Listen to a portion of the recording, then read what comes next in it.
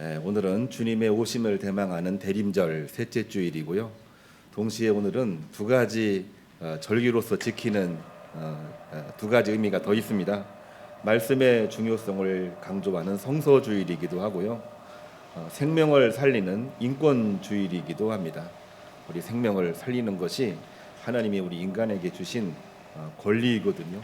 생명을 살리라, 그러한 의미로 인권주일이 오늘 주일의 의미가 되겠습니다. 추운 겨울입니다. 갑자기 추워져서 독감에 걸리신 분들도 많이 있는데 코로나 바이러스하고 같이 있다 보니까 많이들 걸리시는 것 같아요. 천안 시내도 인원수가 굉장히 많이 증가했고 오늘 또 교회 오시려고 많은 전화를 하시고 그랬는데 검사 받고 나서 오늘 집에서 예배 드리는 교우님들도 몇몇 분이 계십니다. 추운 겨울 독감 중에도 우리가 예배 드리려고 하는 마음으로 모이고 있기 때문에 우리는 주님의 말씀을 우리의 목표로 삼고 사는 것이 굉장히 중요하죠. 그런 의미에서 성서주일이고요. 또한 성경 일독을 잘 마무리하는 그러한 주일이 되었으면 좋겠습니다. 주님께서는 약속대로 우리에게 오셨고 우리에게 오셔서 생명을 주셨습니다. 그리고 다시 오실 주님을 예견하시면서 장차 이루어질 천국의 영생을 약속하셨습니다. 대림절이고 성서주일이고 인권주일인데 오늘 이 말씀은 생명 살리는 일을 실천하면서 주의 길을 예비합시다.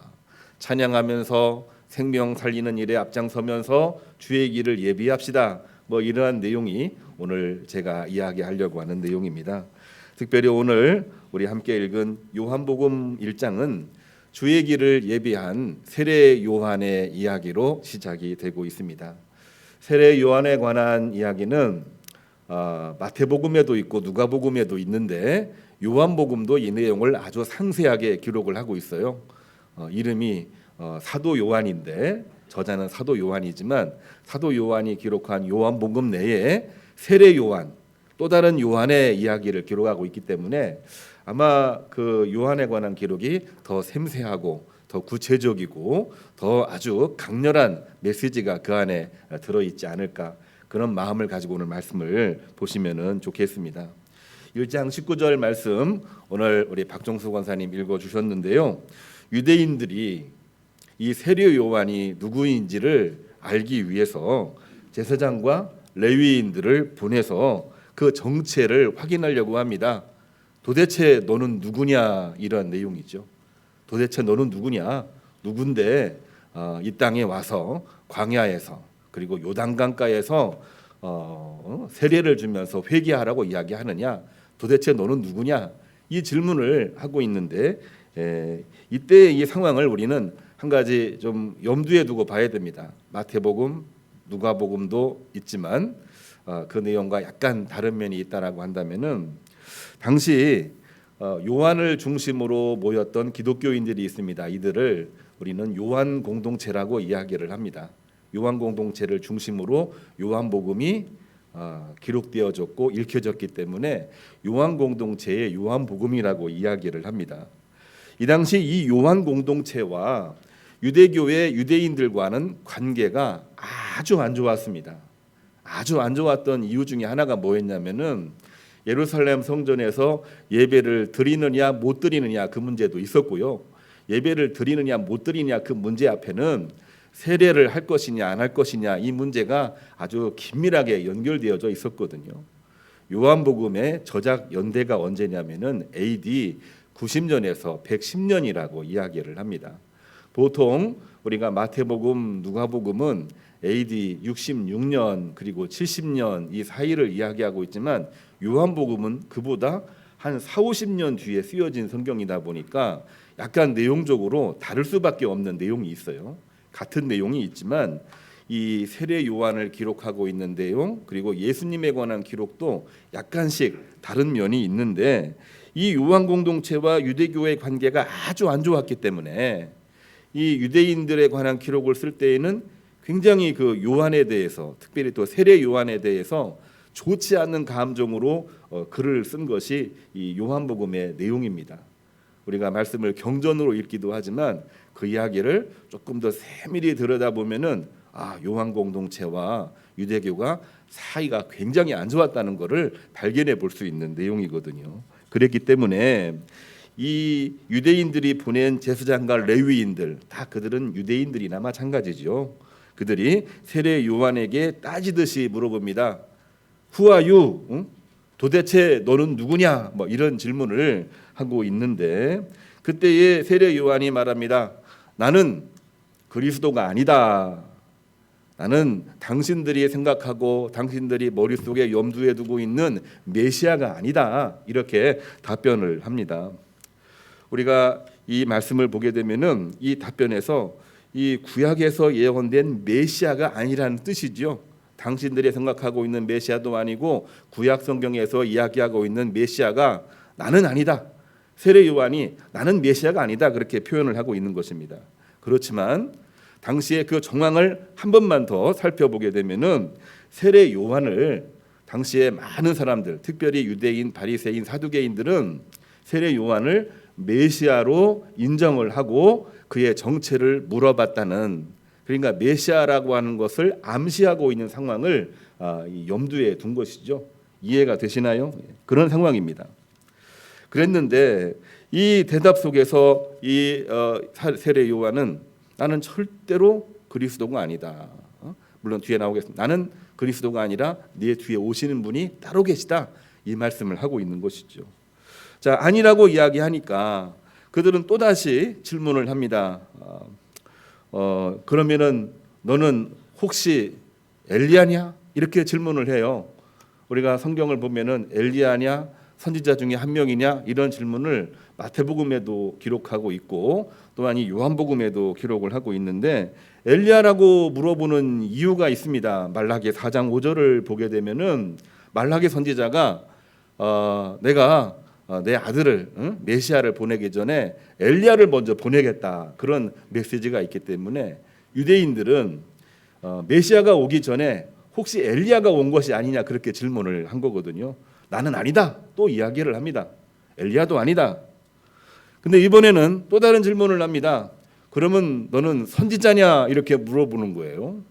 이 선지자라고 물어보는 것도 그냥 물어보는 것이 아니라 우리가 일반 성경에는 없습니다만은 공동 번역을 보게 되면 이 마카베오상 4장 46절에 유대인들에게는 더 이상의 선지자가 있을 수가 없다 이런 기록이 나오고 있습니다. 공동 번역은 외경까지 포함된 것이어서 우리 성경에 있는 일반 성경에는 나와 있지 않고 외경을 일부 집어넣었던 이 공동 번역, 캐톨릭은 이 공동 번역을 읽고 있습니다만 거기에는 더 이상 유대 사회에는 예언자를 보내지 않겠다 그런 말씀이 있기 때문에 우리가 모르고 있는 혹시 그 예언자가 혹시 너냐 이렇게 세례 요한에게 물어보고 있는 것이죠. 역시 단호하게 말합니다. 나는 예언자도 아니다. 그런 답변을 하면서 이 세례 요한은 분명히 뭔가 말할 바를 준비하고 있었습니다. 제사장과 레위인들은 너무나도 답답했어요. 메시아도 아니고 엘리야도 아니고 또한 선지자도 아닌데 이거 어떻게 해야 될까 고민하다가 자기들을 보낸 바리사이파 사람들, 소위 말해서 유대인들이죠. 그들에게 답변할 말을 제발 좀 나에게 알려주십시오. 세례 요한에게 이번에는 부탁을 합니다. 우리 말씀을 한번 세심하게 읽어보면은 그 정서가 그 안에 들어가 있어요. 그런 부탁을 하니까 세례 요한은 자신을 뭐라고 얘기를 했냐면은 이사야의 예언대로, 이사야 선지자의 예언대로 주의 길을 곧게 하라고 광야에서 외치는 자의 소리일 뿐이다 이렇게 이야기를 합니다. 누구냐 이렇게 이름을 물어봤는데 이름에 대한 그 내용을 설명한 것이 아니라 나는 단지 이름도 없고 광야에서 하나님 말씀을 외치는 광야에 있는 하나님의 소리일 뿐입니다. 이렇게 이야기를 하고 있는 것입니다. 세례 요한의 답변 두 가지가 있었죠. 처음에는 너는 누구냐 이런 거였었고 두 번째 너는 누구냐 다시 한번 질문을 하고 있는데 모두가 다 구약 성경의 예언에 근거하고 있어요. 유대인들도 구약 성경의 예언대로 엘리야냐 물어보았고 메시아냐 물어봤고 선지자냐 이렇게 물어봤는데 그거는 아니다. 근데 두 번째 답변인 세례 요한의 답변도 나는 구약의 예언대로 광야에서 외치는 하나님의 소리일 뿐입니다 라고 이렇게 답변을 하고 있는 거죠. 똑같이 구약 성경을 근거로 해서 답변을 하고 있는 것인데, 예언을 가지고 답변을 하겠지만 내용적으로는 완전히 달라지고 있는 것을 우리는 확인해 볼 수가 있습니다. 완전히 내용이 달라져요. 첫 번째 답변은 유대교의 틀에서는 설명될 수가 없는 메시아이기 때문에 나는 아니다 이렇게 설명하고 있습니다. 유대인들이 생각하고 있는 메시아는 머릿속에 있어요. 그런 메시아는 나는 결코 아니다. 엘리야도 또한 메시아도 또한 선지자도 아니고 나는 그런 사람은 아니다. 근데 둘째 답변에서는 뭐라고 얘기했냐면은 세례 요한이고 요한복음에 기록된 내용이기 때문에 요한 중심의 기독교인들, 그들이 고백한 메시아에 대한 신앙 고백이라고 하는 것입니다. 다시 말해서 유대인들의 신앙 고백이 아니라 기독교인들의 신앙 고백이라고 하는 것이죠. 주님을 따르고 있는 사람들의 신앙 고백이라고 하는 것을 말해주고 있는 것이 오늘 세례 요한이 두 번째 답변했던 그러한 내용입니다. 유대인이 고백한 메시아와 기독교인이 고백한 메시아가 다르게 나타나고 있는 거예요. 조금 어려워지니까 제가 쉽게 설명을 해보면은, 결국 이 이야기는 유대인들은 메시아를 지극히 정치적인 메시아로 이해를 했습니다. 유대 왕국이 회복이 되고 로마가 물러나고 유대 왕국이 독립국가로 만들어지는 겁니다. 그러한 메시아가 올 거라고 기대를 하면서 예수님을 바라보았고 세례 요한을 바라봤다는 그러한 내용이죠. 그런 메시아는 아니라고 하는 내용이고요. 세례 요한이 이야기하고 있는 것은 고난받는 메시아라고 하는 것입니다. 고난받는 메시아, 우리의 생명을 살리기 위해서, 우리의 영혼을 살리기 위해서, 지금도 죽어가고 있고 지금도 신음하고 있는 영혼을 다시 살리기 위해서 그의 모든 죄의 짐을, 그의 모든 삶의 멍에를 대신 지시려고 이 땅에 오신 고난받는 메시아라고 이 세례 요한은 증언을 하고 있는 것입니다. 목사님 그거 다 알고 있는 건데 왜 그렇게 어렵게 설명을 하십니까? 그러나 이 어려운 설명이 우리들에게는 꼭 필요하거든요. 언제 필요하냐? 이 대림절 기간에 필요합니다. 또한 성서주일에 필요하고 우리의 생명을 살리는 인권주일에 우리가 반드시 짚고 넘어가야 되는 내용이기 때문에 이 내용을 장황하게 설명하지 않을 수가 없는 것입니다. 우리는 오늘날 신앙생활을 하면서 예수님을 또한 교회를 정치화시키는 경향들이 있습니다. 그러나 그것은 하나님의 말씀이라기보다는 우리가 바라고 있는 정치적인 분파의 어떤 바람이고 소망이지요. 그것으로 하나님 말씀을 설명한다면은 매일 다른 분파에 있는 사람들과 싸워야 됩니다. 그거는 하나님의 말씀이라고 볼 수가 없고 우리가 바라고 있는 입장인 것이지, 하나님의 말씀은 그것과는 전혀 다른, 그것과는 완전히 구분된 그 모든 것들을 초월하고 있는 하나님의 말씀, 그 말씀을 받아들이는 것이 우리에게는 제일 중요한 거죠. 그래서 대림절에는 반드시 성서주일 말씀을 바라봐야 되고, 또한 그 말씀 속에 들어있는 핵심, 결국은 우리 인간의 생명을 살리기 위해서 이 땅에 오셨다. 인권주의의 의미가 그 안에 들어있는 것입니다. 그렇습니다. 주님이 이 땅에 오신 것은 세례 요한의 증언에 의해서 나와 있듯이 고난받는 메시아입니다.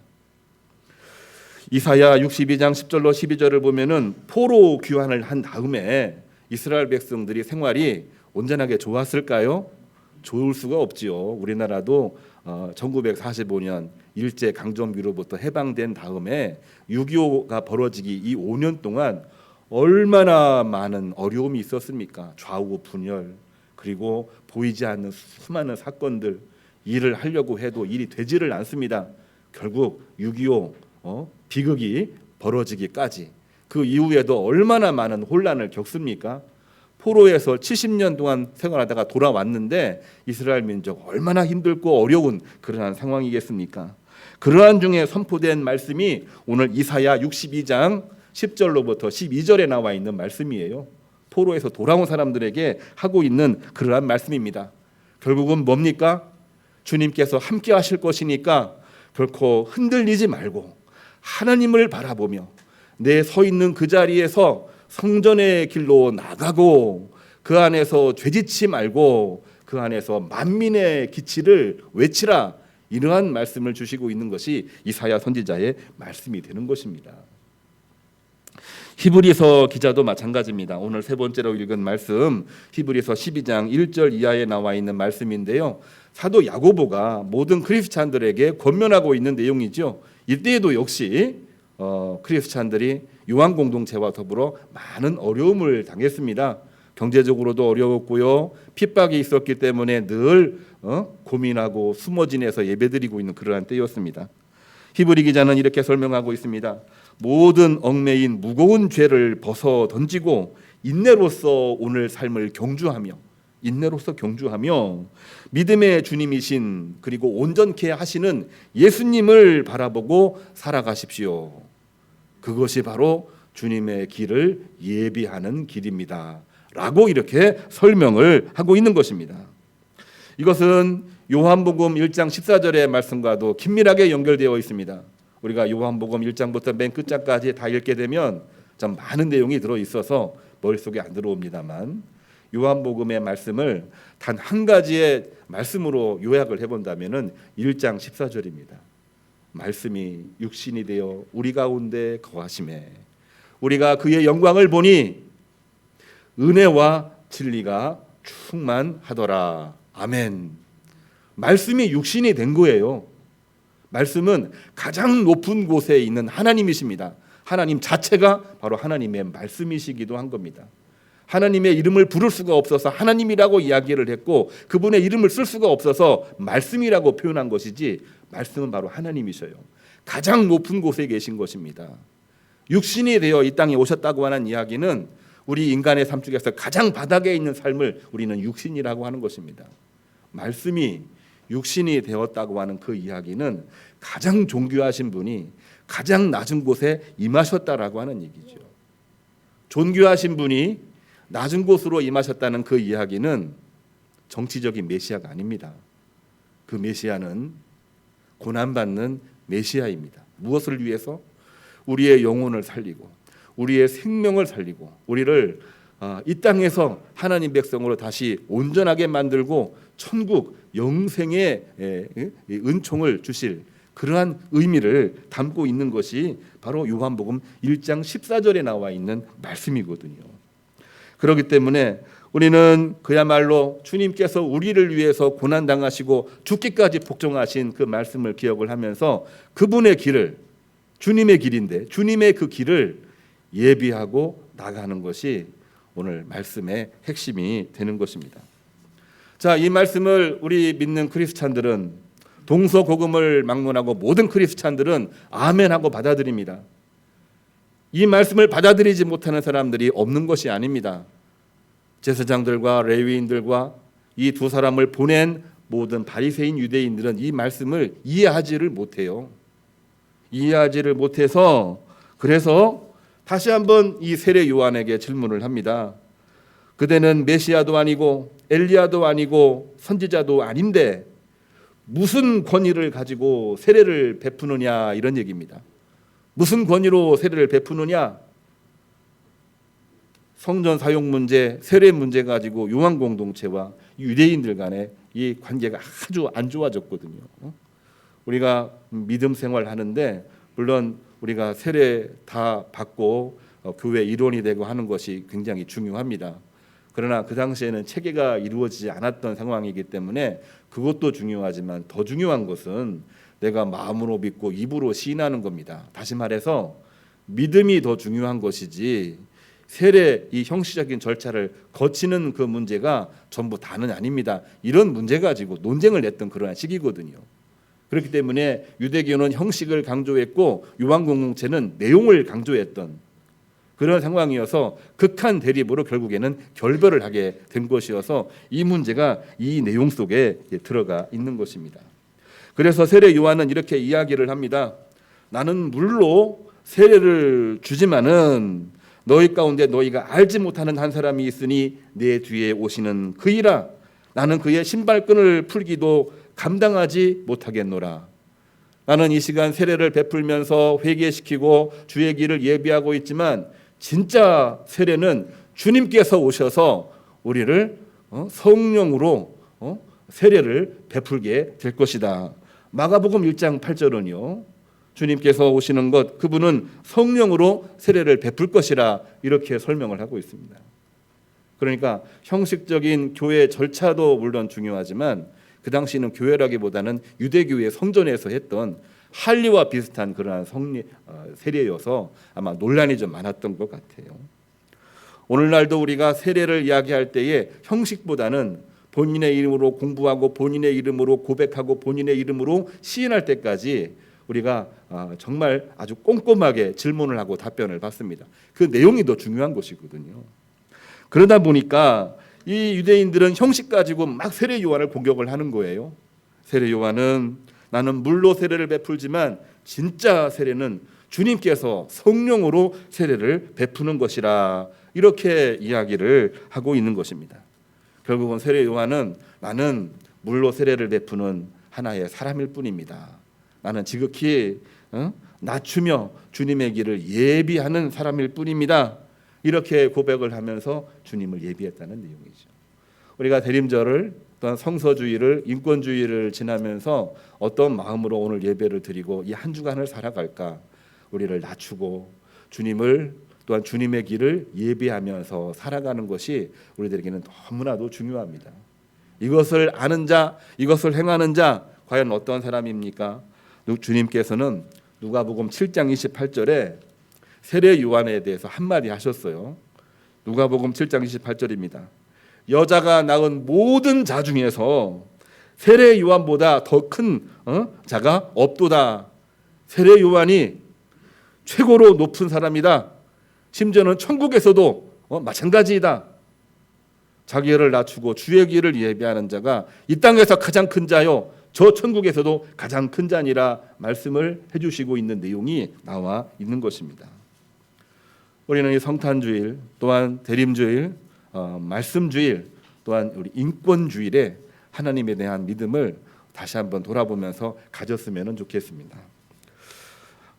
제가 아는 그 어느 목사님이 계십니다. 물론 이제 동기 목사님이고 그분은 굉장히 본질적인 일에 집중하시는 목사님이세요. 그러다 보니까 성탄절 행사를 준비하면서 형식적이고 외식적인 성탄절 준비를 좀 별로 안 좋아하십니다. 안 좋아하셔요. 내용적으로 갖추는 게 중요하지 형식을 조금 터부시하는 그러한 목사님이셨어요. 그래서 교회 내에 성탄 장식을 하지 않고 성탄절 행사를 진행하려고 그렇게 했었습니다. 그래서 장식은 하지 않았지만은 성탄 선물을 사가지고 이제 교회로 돌아오는 그러한 중이었는데 돌아오는 도중에 어느 마을 노인을 만납니다. 노인이 목사님에게 말해요. 목사님 어디 가세요? 예, 이번 주일이 이제 성탄 주일이어서 성탄 선물 사가지고 지금 교회로 가는 중입니다. 그랬는데 그 노인이 목사님에게 무슨 말을 했는지 아십니까? 이 노인이 한 말이 우리가 좀 새겨들어야 되는 그런 말인데요. 아니 목사님, 요즘 교회도 성탄절 행사를 합니까? 이런 질문을 했다고 합니다. 시골 교회니까 그럴 수 있다. 믿지 않는 마을 노인이니까 그런 얘기 할 수 있다. 이런 얘기를 할 수도 있겠지만은 엄밀히 보면은 세상 사람들도 우리가 모르는 사이에 성탄절과 교회를 연결시키지 못하고 있다는 반증이기도 합니다.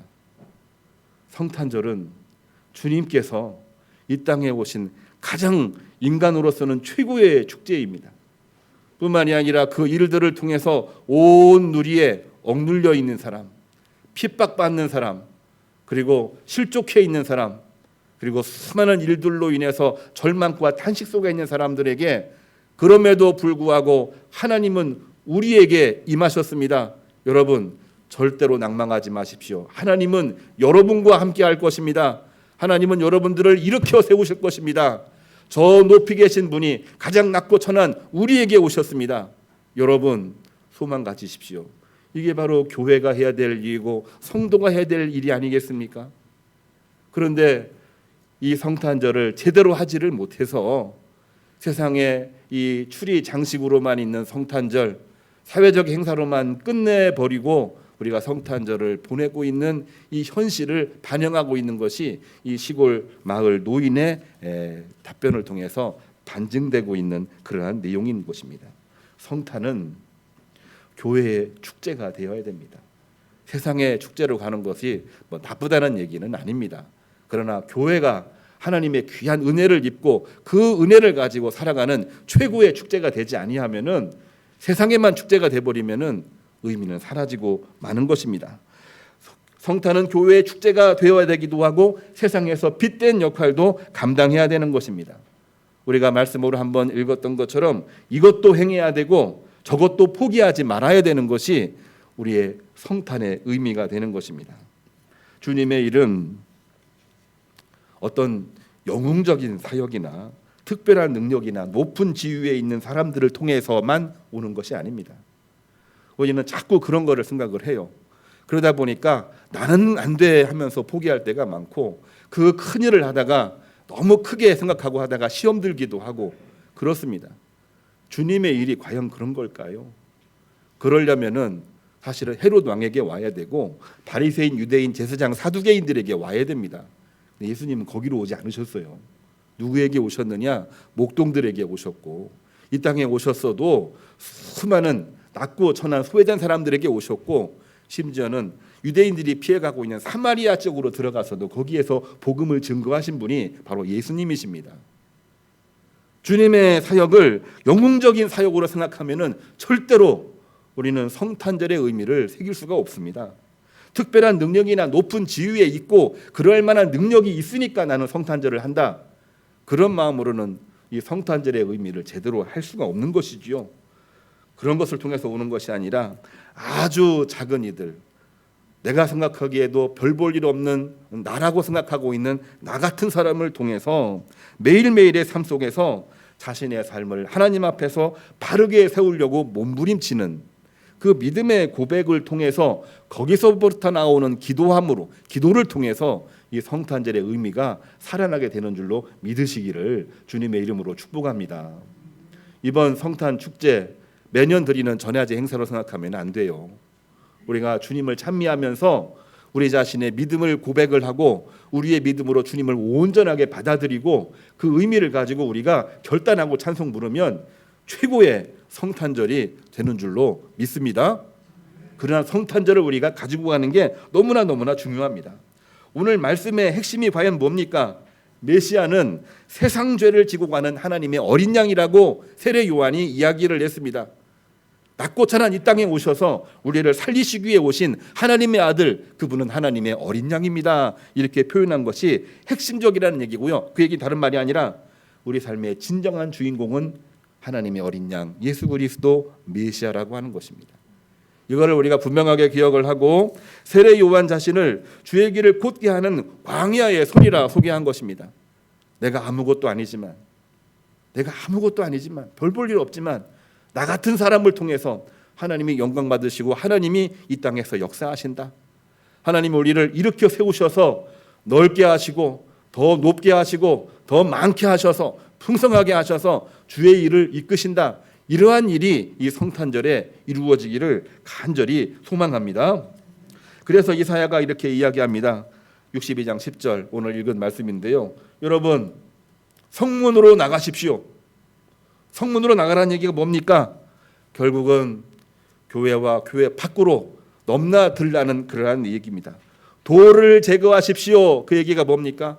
아무리 세상 보고 화나는 일이 있고 정말 어처구니없는 일이 있어도 인내하고 죄를 짓지 말고 만민의 기치를 들고 만민을 향한 하나님의 구원 계획을 가지고 우리가 세상으로 나가십시오. 그 기치를 드십시오. 그러한 내용은 복음을 들고 나가라는 얘기입니다. 하나님을 사랑하고 내 이웃을 내 몸처럼 사랑하라고 하는 그 말씀을 가지고 나가라고 하는 것입니다. 이때에 하나님께서 역사하시는 겁니다. 하나님이 역사하시는 방법입니다. 제 이야기가 아니라 성경을 읽으면서 고백될 수 있는 하나님이 우리 인간에게 역사하는 방법입니다. 우리가 그 내용을 알고 있으면서도 힘들면은 주변에서 어처구니 없는 일이 벌어지게 되면은 시험 들고 또 넘어지고 실족할 때가 얼마나 많이 있습니까? 그러한 일이 너무나 많았던 그 시대에도 이사야는 외칩니다. 성문으로 나가고 죄짓지 말고 그 가운데에서 만민의 기치를 들고 나가라, 나가라. 오늘 이 야고보 기자도 야고보 이 사도 말하고 있지 않습니까? 믿음의 주요 온전케 하신 예수님을 바라보면서 오늘 또 믿음의 경주를 하며 나가라, 나가라. 그 말씀을 주시고 있는 것입니다. 오늘 함께 평행구절로 읽은 126편 1절 우리 기억나십니까? 재작년 우리 교회 주제이기도 했습니다. 바벨론 포로기 70년 지나는 동안 우리는 언제 이 바벨론에서 해방될까? 정말 말도 안 되는 거의 불가능한 그러한 일이었는데 어느 날 갑자기 홀련히 이스라엘 민족이 해방되어 고향 땅으로 돌아가겠다고 하는 겁니다. 파사제국, 페르시아, 고레스 왕을 통해서 해방된 거죠. 갑자기 돌아가라는 거예요. 출애굽을 할 때에도 갑자기 백성 데리고 다 나가라. 그냥 나가지 말고 재산도 다 가지고 나가고 가축도 동물도 다 가지고 나가라. 다 가지고 나가라. 전혀 얘기하지 못한 그러한 일이긴 하지만 하나님께서는 순식간에 홀련히 이 일들을 이루셨습니다. 그렇기 때문에 시편 기자는 이렇게 이야기하고 있습니다. 시온의 포로를 돌려 보내실 때에 우리는 마치 꿈꾸는 것 같았도다. 126편 5절 우리가 알고 있지 않습니까? 그러므로 성도 여러분, 아무리 우리 상황이 정말 신음할 수밖에 없는 탄식의 상황이 있다고 할지라도 눈물을 흘리며 씨를 뿌리시기를 바랍니다. 눈물을 흘리며 씨를 뿌리는 자 뭡니까? 기쁨으로 단을 거두리로다. 시편 기자의 고백이 들어있는 것입니다. 주의 길을 예비하는 자들에게는 기쁨으로 단을 거두는 은총과 은혜가 있습니다. 이제 성탄절까지 2주밖에 안 남았지요. 우리가 이 말씀을 기억을 하면서 금년도 잘 마무리하시고 또 성경 일독도 잘 마무리하시고 또 우리의 삶은 녹록지 않지만 그러나 말씀을 중심으로 목표를 삼고 주의 길을 예비하면서 모든 일에서 승리하시기를 간절히 소망합니다. 우리가 매주 파송 찬양으로 불렀습니다만 주님 다시 오실 때까지 이 말씀을 보니까 야고보의 신앙 고백이더라고요. 사도 야고보의 신앙 고백처럼 믿음의 주요 온전케 하신 주를 바라보며 주님 다시 오실 때까지 나갑시다. 이 찬송 우리 주님 다시 오실 때까지 함께 부르겠습니다.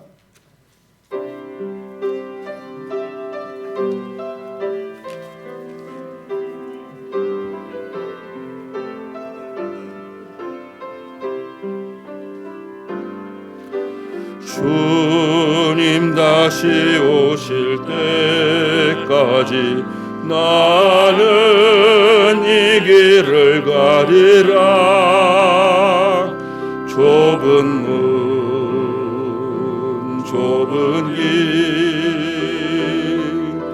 나의 십자가 지고 나의 가는 이 길 끝에서 나는 주님을 보리라.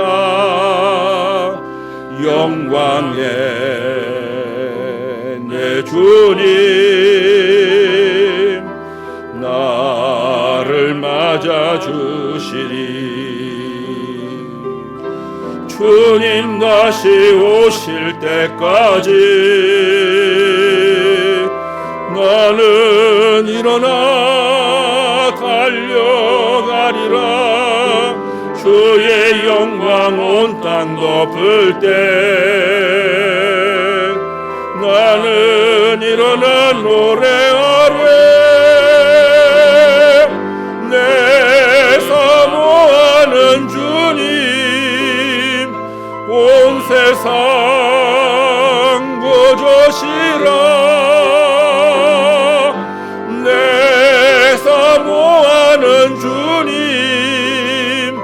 영광의